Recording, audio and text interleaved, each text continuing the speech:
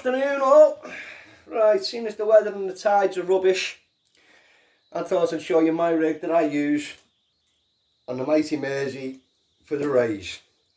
Like everybody else at first, I was using pennel rigs, but what I found was that in the rougher weather, where there's a bit of a swell and there's a bit of a strong tide pull, your rod tip's moving around anyway, you tend to leave the bite to develop that little bit longer till you get a definite pull down, or you get the pull down followed by a slack line, but you leave it that little bit longer just to make sure that bite's developed.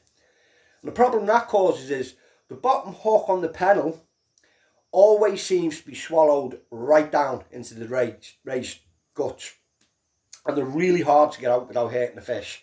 And you get a, it's not nice. And then if you do get it out, you've got all the bait elastic stuck around both hooks, or if the crabs have stripped your bait, there's bait elastic and you're standing there pulling it off and it does your head in. Well, I've come up with a solution from my carp and my catfish background. Now, rig I use simple up and over. Rig body's about 2.5 to 3 foot long.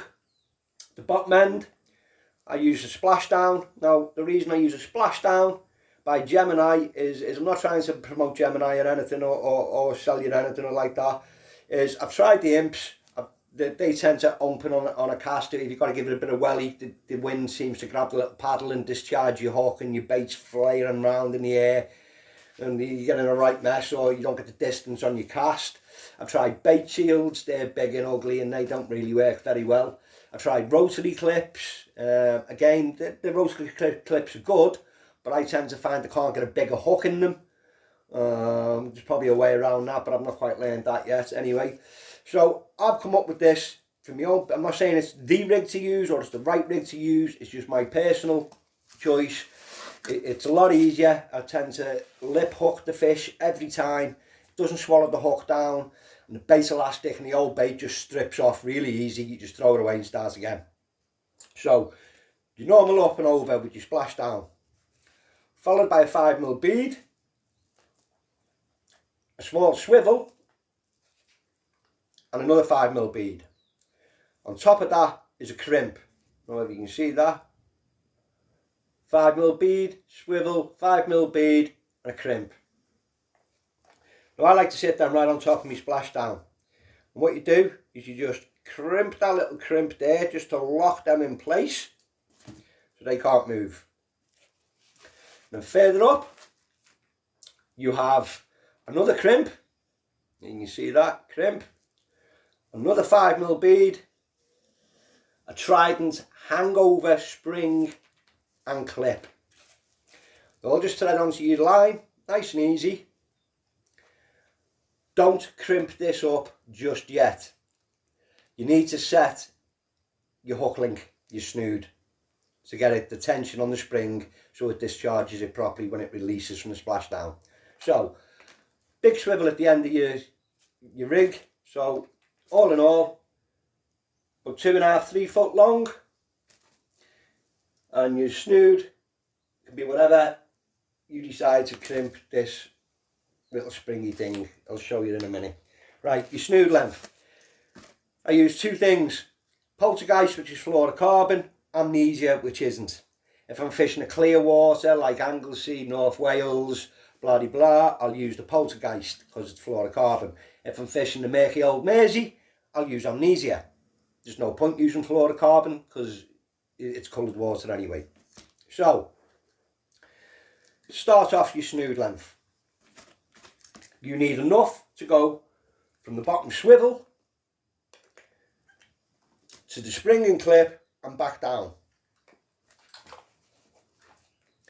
So, let's say I want my spring and clip about 12 inches from the top of the trace. We'll say there. I will need enough to get up there, back down.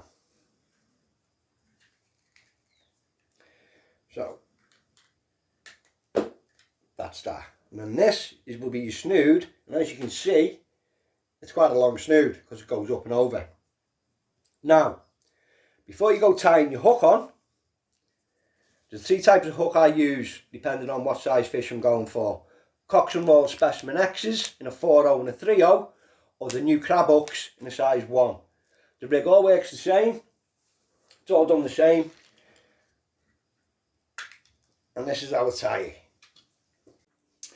Right, so we've established I just use a normal up and over rig. This can work with any rig. It can work with pulley rigs, up and over rigs, loop rigs, drop down pulley rigs.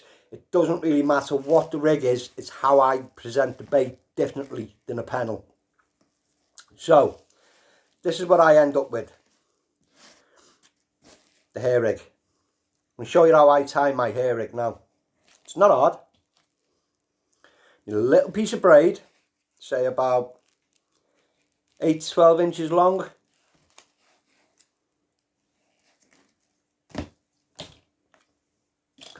In one end, we want to tie a little loop. Simple overhand knot will do. Just make sure you've got a nice sized loop. Oh, dropped it. He says, struggling to tie it. Always the way. Here we go. Right, so we have a loop at one end. If you can see that. Just a little loop. Cut your tag end off. Don't need that.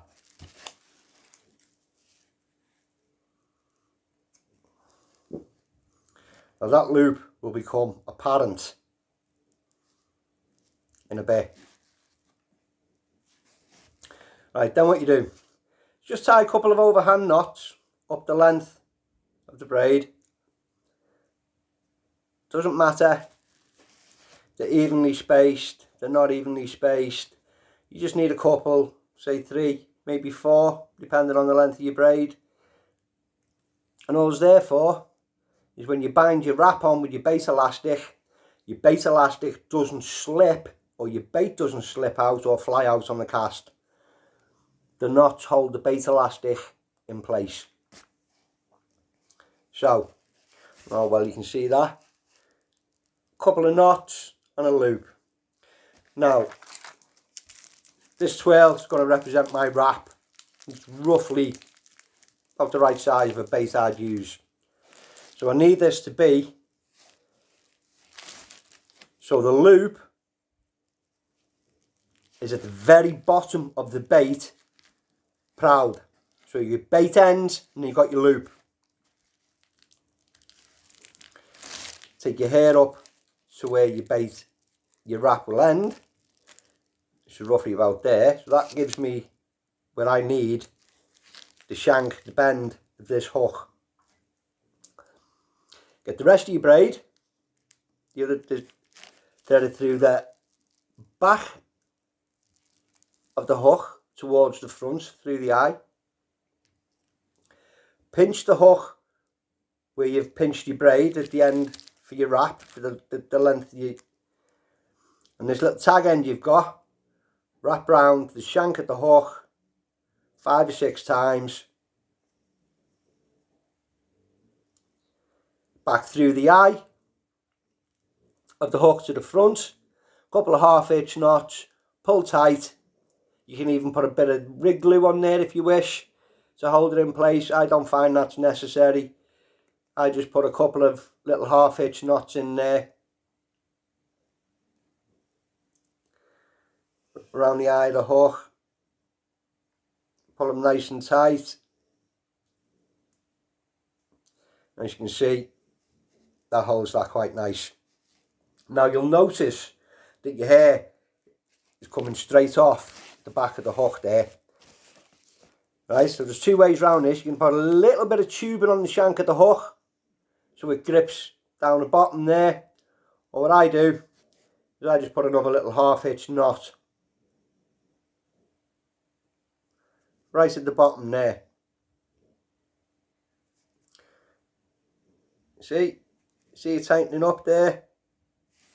Right there, little 1/2 inch. and just pull that tight on the bend of the hook,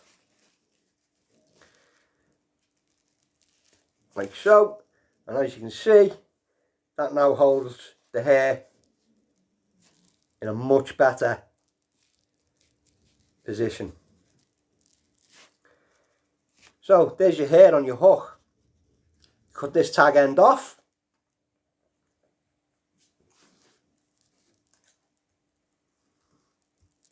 Like so. And you're just left with a normal hook with hair on, and then you tie your normal snood onto your hook just like you would any other hook.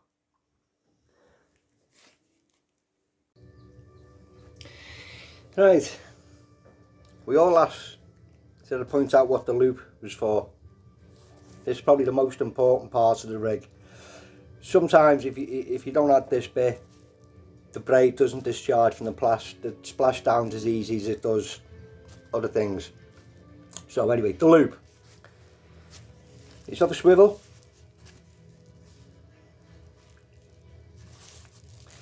Pass your loop through the eye at one end of the swivel, like so, and then pass the swivel back through the loop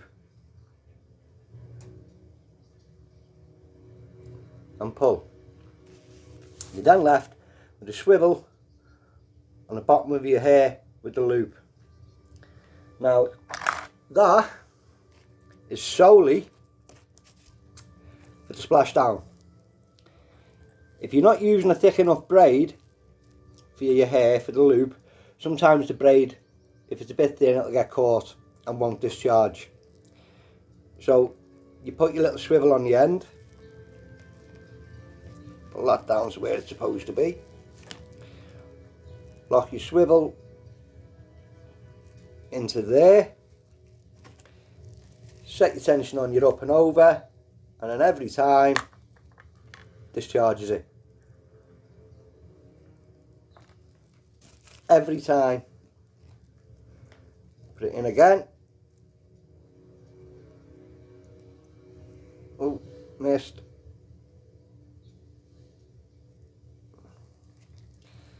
There you go. That's your hair, where your bait's going to be. There's your top hook that you're going to catch the fish on. Your loop with your swivel. Every time, release. You know your bait will be on the bottom. It even adds a little bit of bling. Right guys, you're going to ask me how you bait this up now, aren't you? Well, just for demonstration purposes, I'm going to use this twirl to represent a wrap, because that's roughly about the size of a wrap that I'd use. So, get your wrap. These double Gemini baiting needles are awesome. Sell them in the shack. So you've got your wrap on your baiting needle, waiting to go. You get your hook with your hair. You still have a pennel. You hook your hook through the very end of your wrap, making sure that you leave that little loop exposed just long enough past your bait, like that. Okay, I'll show you why that is in a minute. You're going to get your bait elastic.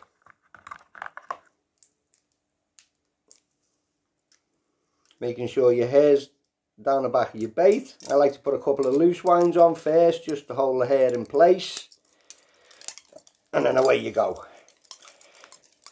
Just like you would with a normal wrap, putting it onto your pennels, as much or as little as you want. That's enough for the demonstration purposes.